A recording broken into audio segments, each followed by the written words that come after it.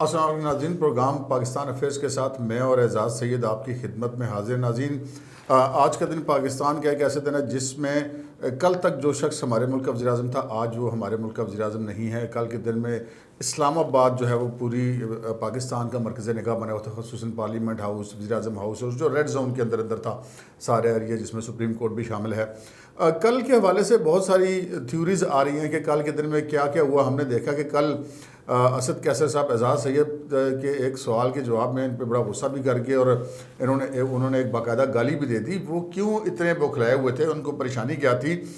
کچھ اعزاز سید صاحب سے جانتے ہیں۔ اعزاز سید صاحب بتائیں کہ کل اس وقت کیا معاملات چل رہے تھے کہ اسد کیسر صاحب بھی اتنے پریشان تھے کہ وہ گالی ہی دے بیٹھے، اور یہ جو آخری چند گھنٹے تھے اس میں کیا ہوا؟ بہت ساری افواہیں گردش کر رہی ہیں ایسی۔ رائے صاحب بہت شکریہ۔ رائے صاحب پہلی بات یہ ہے کہ میں سوال ایکسپیکٹ نہیں کر رہا تھا، آپ نے باؤنسر کرایا ایک دم، کیونکہ ہماری گفتگو کچھ اور ہوئی تھی اور آپ ادھر لے آئے، لیکن ٹھیک کیا آپ نے۔ اصل بات یہ ہے رائے صاحب کہ کل پارلیمنٹ ہاؤس میں سارا دن تھے ہم۔ میں صبح 7:30 بجے پارلیمنٹ لاجز چلا گیا، پھر پارلیمنٹ ہاؤس چلا گیا، اور پھر سارا رات تقریباً 1:30-2 بجے وہاں سے نکلے۔ تو یہ جو ٹائم جس میں یہ اسد کیسر صاحب کے ساتھ میرے ساتھ ایک ناخوشگوار واقعہ ہوا اسد کیسر صاحب کی وجہ سے، یہ وہ وقت ہے جب اسد کیسر صاحب کو پرائم منسٹر عمران خان سے ملاقات ان کی ہوئی، اور وہ واپس آ رہے تھے، اور وہ واپس اسمبلی میں آ رہے تھے، اور وہ استعفیٰ دینے آ رہے تھے۔ ان کے ساتھ پرویز خٹک تھے، ان کے ساتھ عامر ڈوگر تھے، اور میری اطلاع کی یہ ہے کہ وزیر اعظم کے ساتھ جو ملاقات ہوئی وہ کوئی خوشگوار ملاقات نہیں ہوئی تھی، وہ بڑی بٹر ملاقات ہوئی تھی۔ پرائم منسٹر انہیں بار بار کہہ رہے تھے کہ ووٹنگ آج نہیں ہونے دینی، یعنی کہ سپریم کورٹ آف پاکستان کے ساتھ ساتھ آئین پاکستان کی ایک بار پھر وائلیشن۔ پرائم منسٹر بار بار یہ کہہ رہے تھے کہ آپ نے ووٹنگ نہیں کروانی۔ تو یہ جو اسد کیسر صاحب ہیں، انہوں نے کہا کہ سر میں آپ کو بھی نہیں چھوڑ سکتا اور ووٹنگ بھی نہیں کروا سکتا۔ میری اطلاع کے مطابق اسد کیسر نے یہ باتیں کہی۔ انہوں نے کہا جی میں ریزائن کر دیتا ہوں۔ تو اس پر عمران خان صاحب نے کہا کہ جائیں ریزائن کریں۔ تو میرے خیال میں شاید یہ اسد کیسر صاحب کوشش کر رہے تھے کہ پرائم منسٹر عمران خان نہ اس طرف جائیں، آئین توڑنے کی طرف نہ جائیں، لیکن ہوا ایسا۔ تو آپ کے سامنے تو پھر ایک جو سچویشن تھی کہ ایک اسپیکر نیشنل اسمبلی، ایک بہت بڑا عہدہ ہے، اس عہدے پر فائز شخص یہ باتیں سنتا ہے اور پھر اس کو نتیجے میں اپنی نوکری کی قربانی دینی پڑتی ہے۔ تو وہ ادھر سے آ رہے تھے اور ادھر سے ہم انہیں سوال کر رہے تھے کہ آپ کی وجہ سے ایک آئینی بحران پیدا ہو گیا، اور وہ بحران پیدا ہوا ان کی وجہ سے، اسد کیسر کی وجہ سے، کیونکہ اسد کیسر صاحب کو چاہیے تھا کہ اسٹینڈ شروع سے لیتے۔ یوسف رضا گیلانی جب اسپیکر قومی اسمبلی تھے تو انہوں نے متعدد بار وزیر اعظم جو اپنی تھیں بینظیر بھٹو، ان کے احکامات سائڈ پہ رکھے۔ انہوں نے کہا میں بائی پارٹیزن ہوں، میں پورے ایوان کا اسپیکر ہوں۔ اسد کیسر یہ نہیں کرتے رہے۔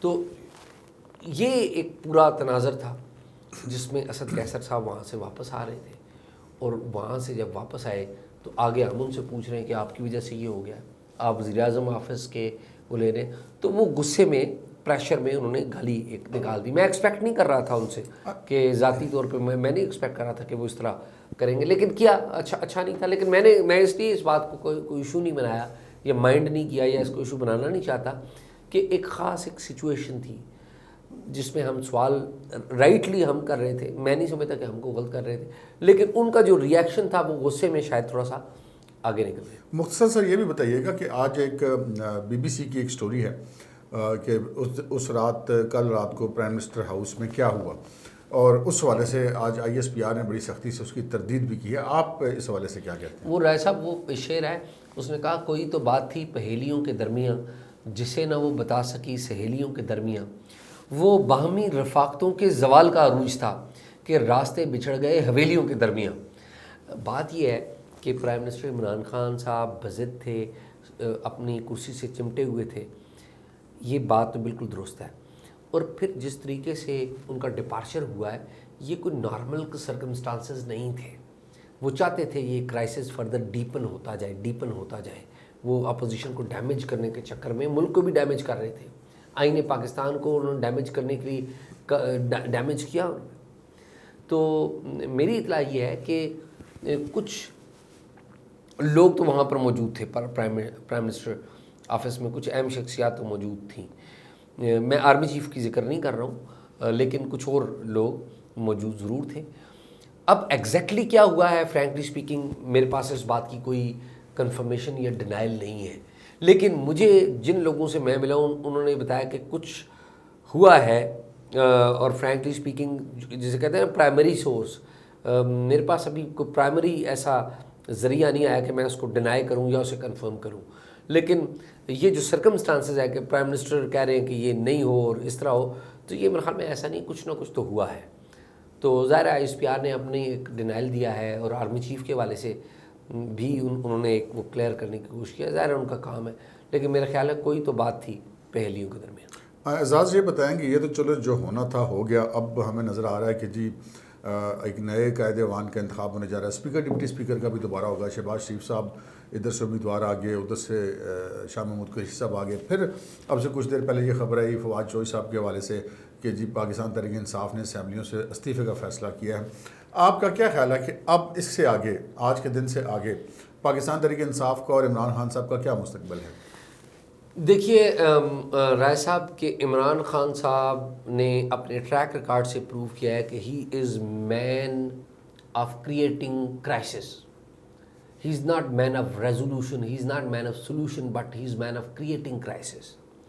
وہ بہت اچھا بیانیہ دیتے ہیں، وہ لوگوں کو اپنے پیچھے لگاتے ہیں، لیکن سولوشن اورینٹڈ نہیں ہے، وہ کرائسس اورینٹڈ ہے۔ عمران خان صاحب جب حکومت میں بھی تھے تو ایسا لگتا تھا وہ اپوزیشن میں ہے، اور اب تو وہ خود اپوزیشن میں ہے، تو وہ کوئی ایسا پل نہیں جانے دیں گے جس میں وہ حکومت کو ڈیمیج نہ کریں۔ آج شہباز شریف کی کاغذات نامزدگی کے اوپر انہوں نے ایشو بنایا، اور آگے بھی وہ ایشو بناتے رہیں گے، اسمبلیوں سے استعفے دیں یا نہ دیں، وہ ایشو بناتے رہیں گے۔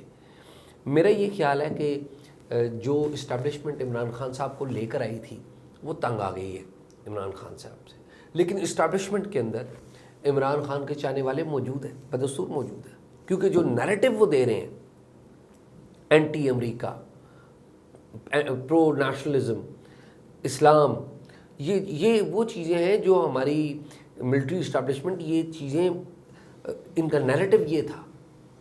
وہ مغرب میں کہا جاتا تھا ملا ملٹری الائنس، یہ کہا جاتا تھا، اس پہ بڑی کتابیں لکھی گئیں، بڑے تھیسس لکھے گئے، مقالے لکھے گئے۔ تو ملا ملٹری الائنس کا جو نیریٹو ہے وہ نیشنلزم پہ اور ریلیجن کے بلڈ کے اوپر ہے، اور وہ کہا تھا مارکس نے کہا تھا کہ religion is opium of masses, تو جو اوپیم آف میسز ہے اس کو عمران خان صاحب نے بہت یوز کیا ہے۔ جو ان کا نیریٹو ہے وہ تو بڑا پاپولر ہے، لیکن جس طریقے سے وہ نکالے گئے ہیں وہ واپس آنا ان کا بڑا مشکل ہے اقتدار میں۔ یس، یہ ضرور ہو سکتا ہے کہ ہمارا جو پاور ہاؤس ہے، اسٹیبلشمنٹ جسے کہتے ہیں، وہاں پر کچھ ایسے لوگ آ جائیں اور وہ کہیں کہ نہیں جی عمران خان صاحب جو بھی ہے وہ تو بڑے ایماندار تھے، یا جو بھی ان کا نیریٹو وہ بڑے زبردست ہے، تو وہ ان کی رستے کی جو رکاوٹیں وہ شاید کسی لیول پہ دور ہو، لیکن ان کو نکالا گیا واپس لانے کے لیے نہیں ہے، ان کو نکالا گیا ہے اقتدار سے باہر رکھنے کے لیے۔ تو ایسا مجھے تو یہ باتیں سمجھ میں آئی ہے۔ آپ کیا کہتے ہیں، کیا مستقبل ہے پاکستان تحریک انصاف کا اور عمران خان کا؟ اعزاز سید، یہاں پر معاملات ہیں دو، ایک تو یہ ہے کہ اگلے الیکشن سے پہلے اس پارلیمنٹ کے ہوتے ہوئے ان کا کیا مستقبل ہے، اور اس کا دوسرا پہلو یہ کہ اس کے بعد ان کا کیا مستقبل ہے۔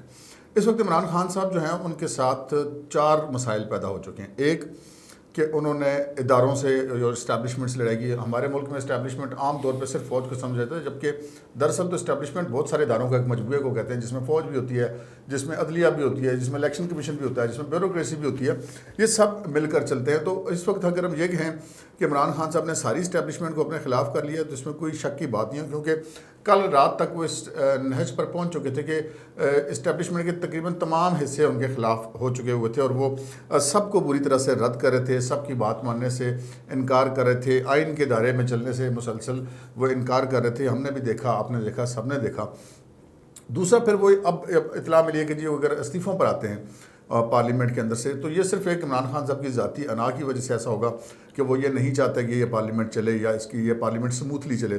لیکن اس کا نتیجہ کیا نکلے گا؟ اس کا نتیجہ نکلے گا کہ میرا نہیں خیال کہ جن 140 اراکین کی آپ بات کریں وہ تمام کے تمام لوگ استعفے ان کے ساتھ دیں.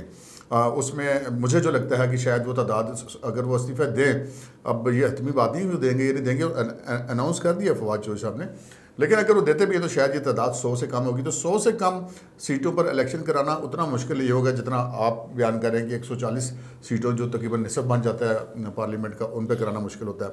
اور پھر دوسری بات یہ کہ الیکشن کمیشن نے کہا ہوا کہ جی وہ جن علاقوں کی وہ فاٹا وغیرہ کے وہ ضم ہوئے وہ نئے حلقہ بندیاں، وہ تو شاید اس سے میں اس کا کوئی حصہ نہ ہو، ہوا بھی تو بہت کم ہوگا.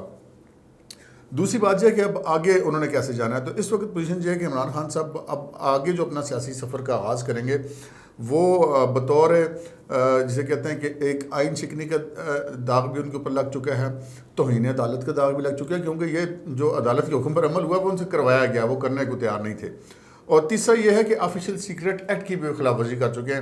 ہم نے یہ سنا کل بھی پرسوں بھی ہم نے یہ دیکھا کہ جو وزارت خارجہ کے افسران ہیں، جو پاکستان کے سفراء ہیں دوسرے ممالک میں، انہوں نے یہاں تک کہنا شروع کر دیا تھا کہ جی اب تو جن ملکوں میں ہم تعینات ہیں ان کے لوگ آفیشیلز نے ہم سے، ان ملکوں کے آفیشیلز نے ہم سے بات کرنے سے گریز کرنا شروع کر دیا ہو گیا، ہم تنہا ہو گئے ہیں. تو اس ساری سچویشن میں عمران خان صاحب کا ریوائول بہت مشکل ہوگا. اور جو آپ نے بات کی کہ میں اس سے بالکل متفق ہوں کہ وہ ان کو جو نکالا گیا ہے وہ واپس لانے کے لیے نہیں نکالا گیا ہے.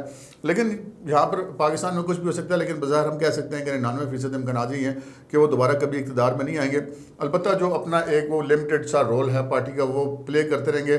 اور اس چیز کا غالب امکان موجود ہے کہ اگر یہ استعفے دیتے ہیں تو اس کا امکان بہت زیادہ ہے، اور اگر استعفے نہیں دیتے تو شاید تھوڑا سا کم ہے، لیکن پھر بھی موجود رہے گا کہ اب یہ جو پارلیمنٹ آئندہ الیکشن تک یہ 6 مہینے میں جاتی ہے، 1.5 سال میں جاتی ہے، تو شاید پاکستان تحریک انصاف کا کوئی فارورڈ گروپ بھی اس اسمبلی کے اندر وجود میں آئے گا. ناظرین، آپ نے میری اور اعجاز سید کی گفتگو سے نہیں، آپ کو ایک بڑی دلچسپ بات بتاؤں، اور کہ آج سے کچھ عرصہ قبل اسی پروگرام میں اسی چینل پر میں نے اور اعجاز سید نے ایک پروگرام کیا تھا جس میں نے 3 وجوہات بتائی تھی کہ عمران خان صاحب کیوں جائیں گے. غالباً 6-7 مہینے پہلے کی بات ہے، اور اس سے اعجاز سید نے یہ بتایا تھا کہ وہ کیوں نہیں جائیں گے. لیکن اعجاز سید نے جو باتیں کی تھی کہ وہ کیوں نہیں جائیں گے، وہ جن شرائط پہ وہ باتیں انہوں نے بتائی تھیں وہ شرائط عمران خان صاحب پوری نہیں کر سکے. تو پھر ایٹ دی اینڈ رزلٹ جو نہیں ہے وہ پھر ہم دونوں کا ایک ہی نکلا. تو ہم نے کہا یہ آپ کو یاد دلاتے چلے کہ ہم نے پہلے بھی ایک ایسا پروگرام کیا تھا. آج کے پروگرام میں اتنا ہی، اجازت دیجیے، اللہ حافظ.